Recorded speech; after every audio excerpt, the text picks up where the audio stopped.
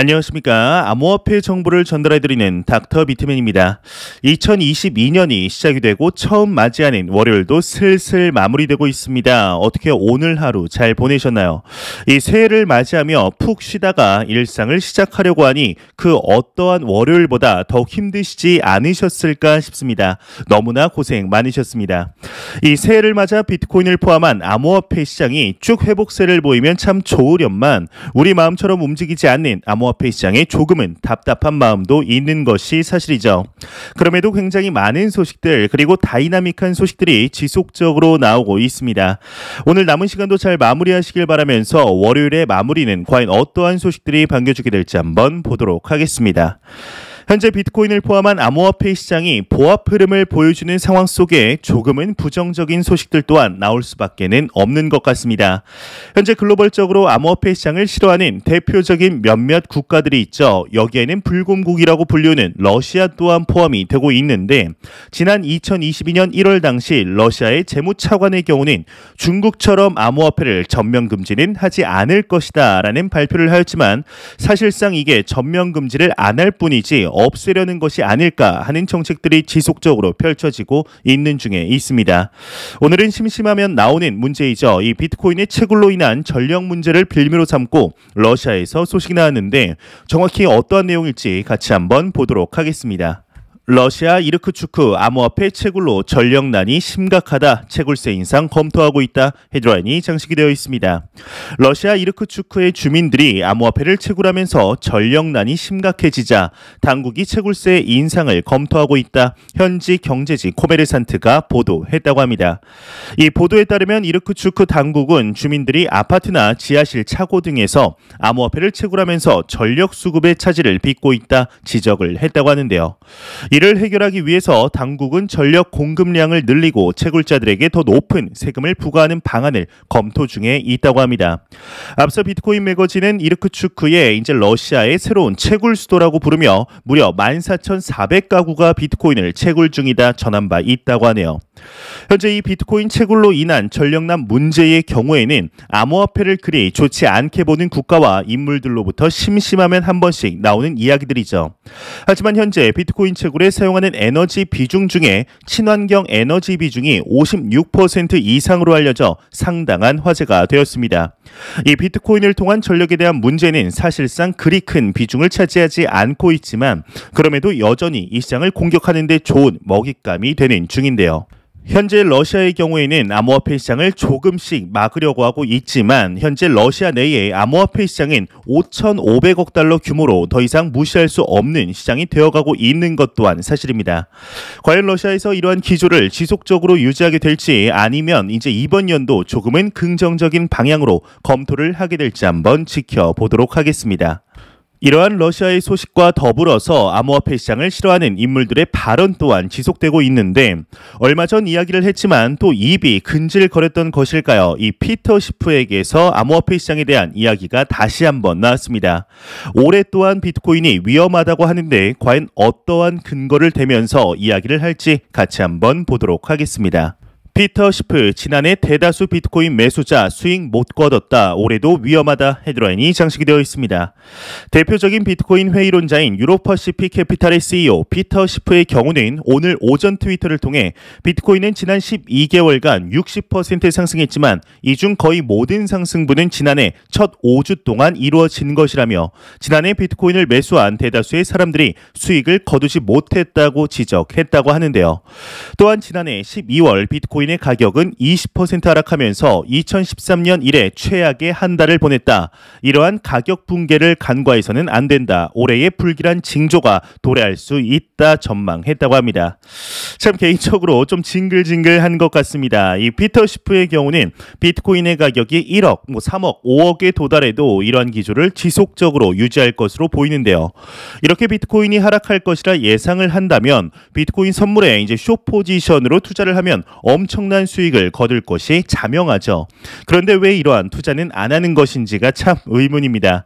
과연 피터 시프의 말대로 올해 비트코인이 과연 위험하게 될까요? 이 러시아와 피터 시프에게서 부정적인 소식들도 나오고 있지만 긍정적인 소식들이 압도적으로 많이 나오고 있는 것이 사실입니다. 현재 새해를 맞아 암호화폐 시장에 대한 분석들이 지속적으로 나오고 있는데 지난 2021년 연말 상승장을 기대했던 투자자분들에게는 조금은 아쉬운 시간들이 아니었을까 싶습니다. 이에 한 애널리스트의 경우에는 이제는 시장의 매도 압력이 크게 감소하였으며 반등 가능성이 훨씬 올라갔다고 분석을 하고 있는데요. 과연 정확히 어떠한 이야기일지 같이 한번 보도록 하겠습니다. 전문가 미국 세금 납부 중국 거래소 퇴출 이슈가 해소되었다. 매도 압력이 감소되었다. 헤드라인이 멋지게 장식이 되어 있습니다. 암호화폐 투자 전문가 케빈 스벤슨의 경우에는 비트코인 매도 압력이 크게 약화되면서 반등 가능성이 커졌다고 전망을 했다고 합니다. 그는 이와 관련해서 작년 손실을 본 암호화폐 트레이더들이 세금을 줄이기 위해 비트코인을 매도해왔다. 12월 31일 세금 납부가 마무리됨에 따라 비트코인 매도 압력이 되고 있다 분석을 했다고 하는데요. 그는 또한 중국 거래소들의 강제적인 중국인 자산 처분 이슈도 해소되고 있으며 후오비는 2021년 12월 31일까지 중국인 퇴출 작업이 마무리됐다. 중국인들이 암호화폐를 현금으로 전환하는 압력이 다소 해소되었다고 설명을 하고 있습니다. 이 새해 들어서 암호화폐 시장이 회복할 것이라는 수많은 분석들이 나오고 있습니다. 그중에서도 많이 나오는 이야기가 바로 매도 압력 감소에 대한 이야기인데요. 실제로 2021년 말을 돌이켜 보았을 때 암호화폐 시장의 온체인 데이터는 상당히 건강한 상태로 하락을 맞이했던 것이 사실이었습니다. 이에 대한 이유들로는 중국은 당연히 포함이 되겠죠. 거기다가 갑작스럽게 헝다의 디폴트 선언이 다 끝난 줄로 알았던 것이 갑자기 튀어나오질 않나. 이 오미크론이 발생을 하고 오미크론의 증상이 상당히 약하다는 기사로 조금 회복하나 싶더니 갑자기 미국에서 오미크론의 첫 번째 사망자가 나와서 이 미증시를 비롯한 암호화폐 시장 또한 엄청나게 하락을 했었습니다. 거기다가 좀 괜찮아지나 싶더니 영국에서 또한 첫 사망자가 나오며 혼돈의 시간들을 보내왔는데요. 이 시장의 하락 요인들을 분석해 보았을 때 사실상 시장이 하락할 만한 직접적인 이유들이 없었던 것이 사실이었죠. 모든 것이 매크로적인 부분이었는데 이제는 대부분 해소가 된 상황 속에 충분한 상승세를 기대해 볼 수 있지 않을까 하는 생각이 듭니다. 이러한 소식과 더불어서 현재 암호화폐 시장에 대한 인식의 변화는 지속적으로 이루어지고 있는데요. 특히나 기존 전통 금융권들의 유입이 계속되는 것을 우리는 두 눈으로서 확인할 수가 있습니다. 오늘은 미국의 대형 증권사의 창립자가 이야기를 했다고 하는데 이 자산 포트폴리오에 암호화폐를 포함시키는 게 현명하다는 이야기를 했다고 합니다. 정확히 어떠한 이야기일지 한번 같이 보도록 하겠습니다. 미 대형 증권사 창립자 포트폴리오의 2에서 3%는 암호화폐로 보유하는 게 현명하다. 헤드라인이 멋지게 장식이 되어 있습니다. 미국 대형 증권사 인터랙티브 브로커즈의 창립자이자 억만장자 사업가 토마스 페터피의 경우에는 이 블룸버그와의 인터뷰에서 법정화폐가 지옥에 갈 경우를 대비해 포트폴리오의 2에서 3%를 암호화폐로 보유하는 것이 현명할 것이다 말했다고 합니다.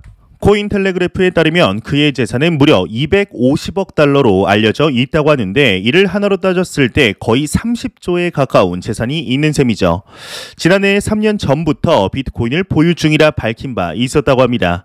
이 페터피의 경우는 일부 암호화폐 가치가 제로가 될 수 있더라도 비정상적인 수익을 거둘 수 있다며 제로가 될 수도 100만 달러까지 갈 수도 있다 말했다고 하네요. 추가적으로 작년 12월 초 비트코인이 10만 달러까지 오를 수 있다 예측을 했었다고 하는데 인터랙티브 브로커즈의 경우는 현재 비트코인, 이더리움, 라이트코인, 비트코인 캐시의 거래를 지원 중이며 이달 안에 5개에서 10개의 신규 코인을 지원할 예정이라고 하네요.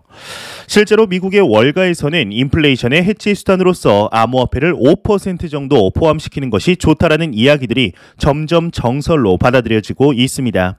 특히나 앞서 토마스 페터피가 이야기를 한 것처럼 이제 법정화폐가 가치가 지속적으로 떨어지는 인플레이션의 위협이 이번 연도 또한 계속될 것으로 예상이 되고 있는 만큼 더 많은 자금의 유입이 이루어질 것으로 전망되고 있습니다. 이번 연도 최대 이슈가 인플레이션이라는 것을 감안했을 때 충분히 암호화폐 시장의 성장세를 기대할 수 있을 것으로 보이는데요. 이러한 소식과 더불어서 펜실베니아의 와튼스쿨 금융학 교수 또한 비트코인에 대해서 이제는 밀레니얼 세대의 새로운 금이 되었다 언급을 했다고 합니다. 일단 여기서 말하는 밀레니얼 세대의 경우에는 1980년대 초반에서 2000년대 초반 사이에 태어난 세대를 가리키게 되는데 어떤 내용인지 같이 한번 보도록 하겠습니다. 와튼스쿨 교수 비트코인 밀레니얼 세대의 새로운 금이 됐다 헤드라인이 멋지게 장식이 되어 있습니다. 이 펜실베니아의 대학교 와튼스쿨 금융학 교수 제레미 시겔의 경우에는 비트코인이 밀레니얼 세대의 새로운 금이 됐다 CNBC와의 인터뷰를 통해 밝혔다고 합니다. 이 비트코인닷컴에 따르면 그는 금 수익률은 실망스러웠다. 젊은 세대가 비트코인을 금의 대안으로 여기는 것이 사실이다라고 말하였는데 이 인플레이션에 대해서는 연준과 재무부가 너무 과도하게 행동했다라며 연준은 시장이 예상하는 것보다 훨씬 더 많이 금리를 인상해야 할 것이다 지적을 했다고 합니다. 현재 수많은 기관 투자자들과 고액 자산가들 암호화폐를 매수하는 주된 이유가 인플레이션의 해지 수단이다 보니 이 비트코인과 금이 지속적으로 비교되는 것은 어쩔 수가 없는 것 같습니다. 일단 작년 수익률만 놓고 비교해 보았을 때 비트코인이 60% 상승하는 동안 금의 경우는 상승이 아닌 4% 하락한 것을 확인할 수가 있는데요. 이러한 수치들을 보았을 때 원래대로라면 금으로 흘러 들어갔어야 할 금액들이 이제 자금들이 암호화폐 시장으로 유입되었다는 것을 확인할 수가 있는 것이죠. 이러한 현상들은 시간이 지날수록 더욱 가파르게 진행이 될 것으로 예상이 되고 있습니다.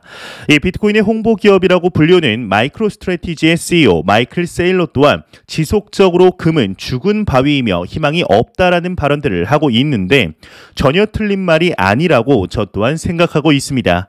이 역사를 돌이켜 보았을 때 시대의 변화에 따라 자산은 달라졌기 때문이죠. 매년 금의 시가총액과 비트코인의 시가총액의 격차가 좁혀가는 것을 확인해 볼 수 있었는데요. 과연 이번 연도 말 지속적으로 비교되고 있는 이 두 자산의 격차가 어떻게 진행이 되게 될지 한번 지켜보도록 하겠습니다. 이러한 소식과 더불어서 작년부터 우리나라 대한민국에서 암호화폐 시장에 관한 이야기들이 상당히 많이 나왔던 것이 사실이었습니다. 이 3년 전만 해도 이 시장을 그저 사회의 악으로 치부하며 없애야겠다라는 기조가 거의 사라지며 이 글로벌적인 움직임에 발맞춰서 제도권안으로 받아들이려는 움직임들이 지속적으로 나오는 상황 속에 얼마 전 대한민국의 은행연합에서 하나의 소식이 나오게 되는데 바로 김광수 은행연합회장이 직접 가상자산으로 사업을 확장해야 한다라는 발언을 하게 되었죠. 이 발빠르게 커져가는 이 시장을 더 이상 배척하는 것은 무리가 있으며 받아들이고 함께 발전해 나아가야 은행권들 또한 성장할 수 있다라는 취지였는데요.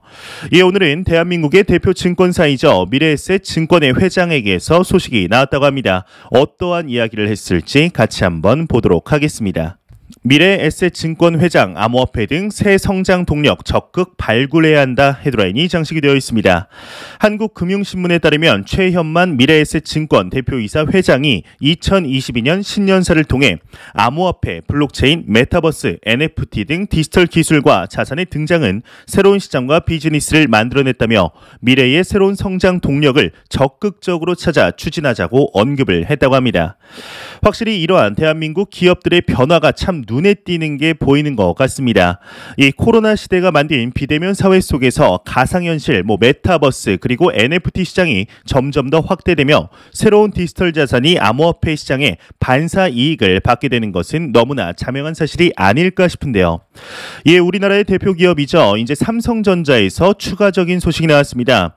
현재 삼성전자의 경우에는 자체적인 암호화폐 지갑을 개발했을 뿐만 아니라 이번 연도 하반기 카카오와 한국은행과의 협업으로 중앙은행 디지털 화폐이죠. 이 CBDC의 발행을 위한 개발까지 착수하는 등 이 시장에 상당히 적극적인 모습들을 보여주어 왔었는데요.